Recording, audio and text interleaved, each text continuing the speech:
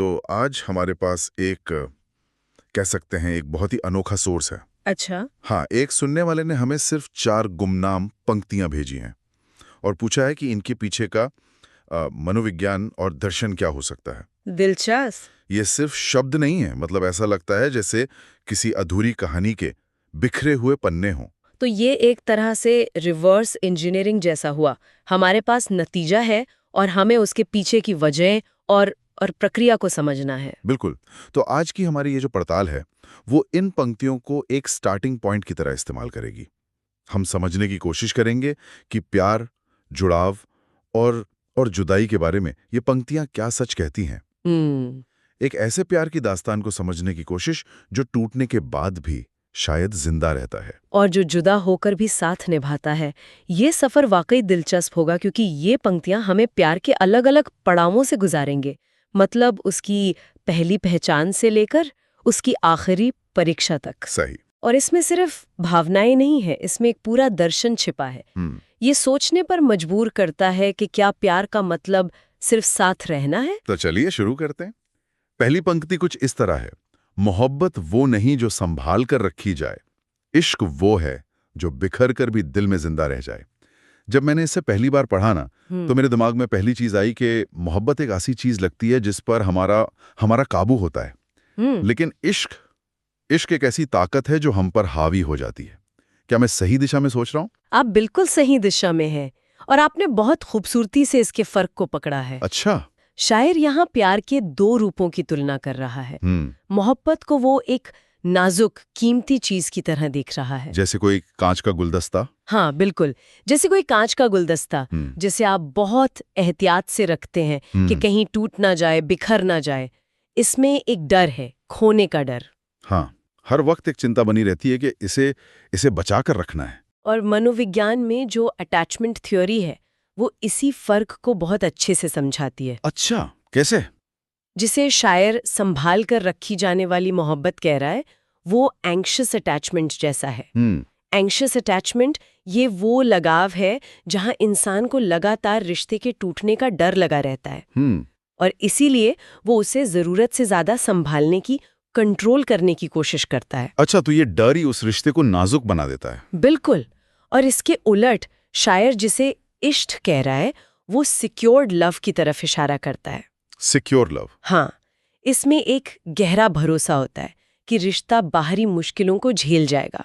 हाँ। इश्क की असली पहचान ही तब होती है जब सब कुछ बिखर जाता है, जब हालात आपके खिलाफ हों, रिश्ता किसी तूफान से गुजरकर टूट चुका हो। उसके बाद भी जो एहसास एक चिंगारी की तरह दिल में जिंदा रह जाए, वही इश्क है। मतलब ये नजरिया तो प्यार की उस आम परिभाषा को ही पलट देता है जिसमें हमेशा साथ रहना ही कामयाबी मानी जाती है। सही। ये पंक्तियां तो कह रही हैं कि प्यार की कामयाबी उसके अंजाम में नहीं, उसकी ताकत में है। बिखराव उसकी मौत नहीं, बल्कि उसके अमर होने का सबूत है। आपने सार पकड़ लिया। जो चीज बिखरने से डरती है वो नश्वर है, लेकिन जो बिखर कर भी जिंदा है वो अब किसी इंसान या हालात का मोहताज नहीं रहा। वो रूह का हिस्सा बन चुका है। हाँ, वो आपकी पहचान का हिस्सा बन चुका है। और अगर ये इश्क इतना मजबूत है कि बिखरने के बाद भी जिंदा रहता है, तो क्या उसे बयान करने के लिए लफ्जों की जरूरत पड़ती होगी? शायद नहीं। शायद नहीं। और मुझे लगता है कहानी का अगला पन्ना इसी सवाल का जवाब देता है। पंक्तियां हैं, कहने को बहुत कुछ था मगर खामोशी रह गई। कुछ प्यार लफ्जों में नहीं, बस धड़कनों में रह जाए। ये सुनने में तो बहुत रोमांटिक लगता है। लेकिन मैं यहाँ एक सवाल उठाना चाहूंगी। हाँ बताइए। क्या ये खामोशी हमेशा एक गहरे कनेक्शन की निशानी होती है, या ये एक रेड फ्लैग, एक चेतावनी भी हो सकती है? मेरा मतलब है, कहीं ये कम्युनिकेशन ब्रेकडाउन तो नहीं जिसे हम खूबसूरत शब्दों का पर्दा दे रहे हैं? ये एक बहुत जरूरी सवाल है, क्योंकि कई रिश्तों में खामोशी बढ़ती दूरियों का, अनकहे मतभेदों का नतीजा होती है। वो एक बोझिल, चुभने वाली चुप्पी होती है। बिल्कुल। लेकिन इन पंक्तियों का संदर्भ अगर हम पिछली पंक्ति से जोड़कर देखें, तो ये उस बोझिल चुप्पी की बात नहीं कर रही हैं। आप किस आधार पर ऐसा कह रहे हैं? इस एक वाक्यांश के आधार पर, कहने को बहुत कुछ था। अच्छा। ये लाइन इशारा करती है कि भावनाएं कम नहीं हैं, बल्कि इतनी ज्यादा हैं, इतनी गहरी हैं कि शब्द उनका वजन नहीं उठा सकते। लफ्ज छोटे पड़ गए। ये उस समझ की बात है जहां दो लोग एक दूसरे की मौजूदगी में इतना सुकून महसूस करते हैं कि उन्हें कुछ बोलकर साबित करने की जरूरत ही नहीं पड़ती। सही। ये वो एहसास है जहां दूसरे की धड़कनें सुनकर ही उसका हाल पता चल जाता है। असल में जापानी संस्कृति में इसके लिए एक बहुत ही सुंदर कॉन्सेप्ट है। क्या है वो? उसे कहते हैं इशिन देनशिन। इशिन देनशिन। हाँ, इसका मतलब है मन से मन तक का संवाद, बिना शब्दों के।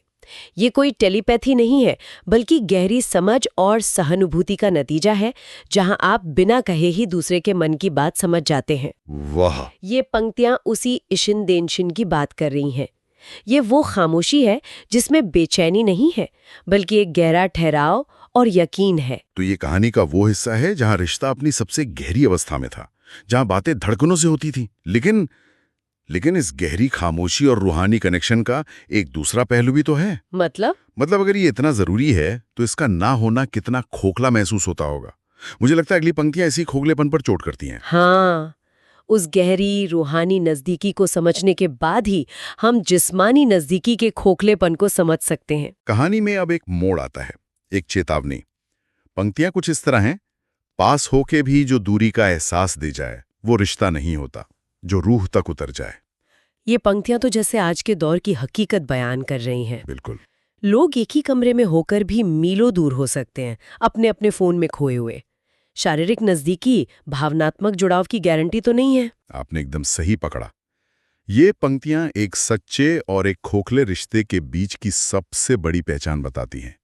अगर किसी के साथ होते हुए भी आपको अकेलापन महसूस हो, अगर उनकी मौजूदगी आपको सुकून देने की बजाय और बेचैन करे, तो वो रिश्ता महज एक समझौता है।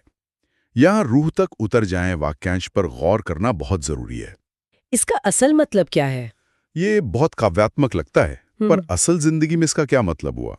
इसे ऐसे समझिए, ज्यादातर रिश्तों में हम अपना एक बेस्ट वर्जन पेश करते हैं, एक तरह का सोशल मास्क पहन के रखते हैं। हाँ, सही बात है। लेकिन जब कोई रिश्ता रूह तक उतरता है, तो वो उस मास्क के पीछे देख लेता है और आपके उस हिस्से को भी कबूल करता है जिसे आप दुनिया से छिपाते हैं। जहां आपको जज किए जाने का डर ना हो। बिल्कुल, वो आपकी कमजोरियों से डरता नहीं, बल्कि उन्हें समझता है।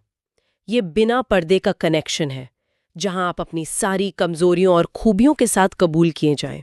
एक ऐसा कनेक्शन जहां दूसरे की मौजूदगी आपको खुद से और ज्यादा मिला दे, आपको और मुकम्मल महसूस कराए।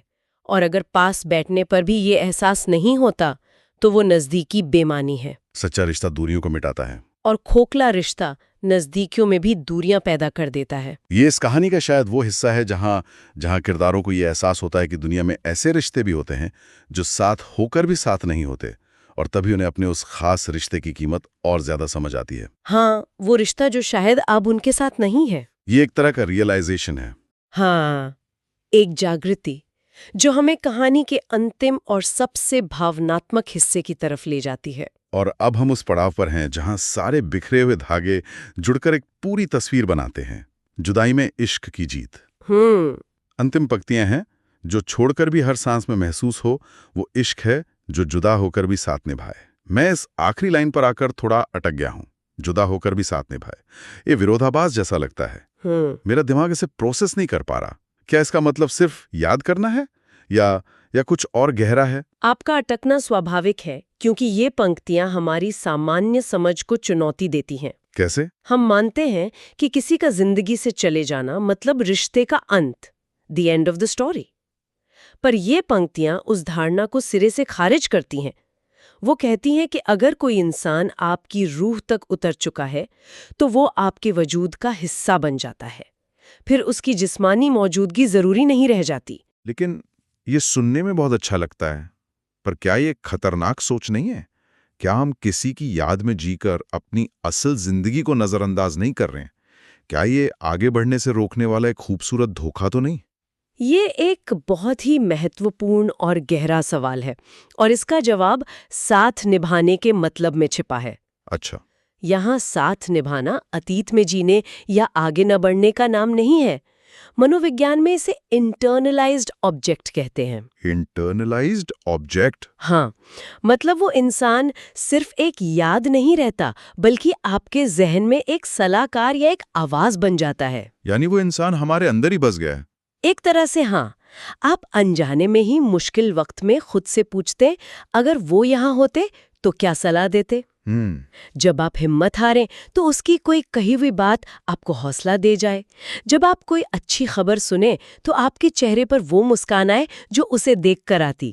मतलब वो इंसान आपकी जिंदगी की किताब का बस एक चैप्टर नहीं रहता, वो उस किताब की स्याही बन जाता है जिससे बाकी के सारे चैप्टर लिखे जाते हैं। इस तरह वो आपके वजूद का हिस्सा बनकर आपका साथ निभाता है। यह आपको रोकता नहीं, बल्कि बेहतर बनने में मदद करता है। वाह! इसका मतलब ये हुआ कि एक रिश्ता तब खत्म नहीं होता जब दो लोग अलग हो जाते हैं। बिल्कुल। बल्कि तब होता है जब वो एक दूसरे की यादों और एहसासों से अलग हो जाते हैं। अगर कोई आपकी हर सांस में महसूस हो रहा है, तो वो आपसे जुदा होकर भी शायद आपके सबसे करीब है। उन लोगों से भी ज्यादा जो शायद आपके आसपास जिस्मानी तौर पर मौजूद हैं। ये प्यार का भौतिक रूप से आध्यात्मिक रूप में बदल जाना है।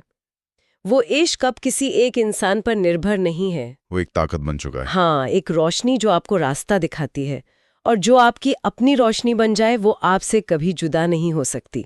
तो आज की हमारी इस पड़ताल का सार देखें तो हम कुछ गुमनाम पंक्तियों से शुरू हुए और एक पूरी दास्तान तक पहुंच गए। एक ऐसे इश्क की कहानी जो मोहब्बत की नाजुक सीमाओं से बहुत आगे है। ये एक एहसास की कहानी है जो बिखराव में अपनी ताकत पाता है, खामोशी में अपनी जुबान ढूंढता है, रूह में अपना घर बनाता है और आखिर में जुदाई को भी मात देकर हमेशा के लिए साथ निभाता है। और इन पंक्तियों से एक अंतिम विचार ये भी मिलता है कि शायद सच्चा प्यार किसी इंसान को पाना नहीं है, बल्कि उस इंसान का हो जाना है। हाँ, जब किसी का अक्स आप में दिखाई देने लगे, जब उसकी अच्छाई, उसका हौसला, उसकी सोच आपके किरदार का हिस्सा बन जाए, तो फिर जिस्मानी दूरियां सच में बेमानी हो जाती हैं। वो इंसान हमेशा के लिए आपके साथ, आपके अंदर रह जाता है। और इसी ख्याल के साथ हम अपने सुनने वालों के लिए एक सवाल छोड़ जाते हैं। क्या किसी रिश्ते की कामयाबी इस बात से मापी जानी चाहिए कि वो कितने साल चला, या उस गहरे और स्थायी असर से जो वो हमारी रूह पर छोड़ गया, भले ही वो रिश्ता आज हमारी जिंदगी में मौजूद ना हो?